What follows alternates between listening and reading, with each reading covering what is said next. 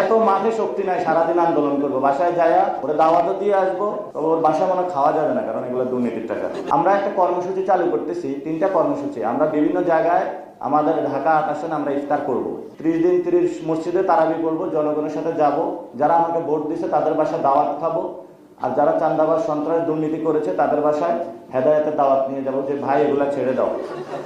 এত মাঠে শক্তি নাই, সারাদিন আন্দোলন করবো, বাসায় যায়া ওরা দাওয়াতও দিয়ে আসবো, তবে ওর বাসা মনে খাওয়া যাবে না, কারণ এগুলো দুর্নীতির টাকা। বলেন ভাই।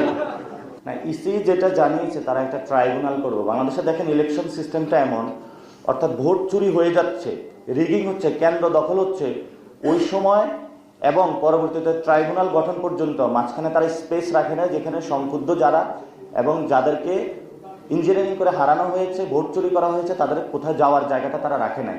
এবং তারা বলেছে, ইসি মাসুদুর রহমান বলেছেন, যেটা ট্রাইব্যুনাল হবে ট্রাইব্যুনালে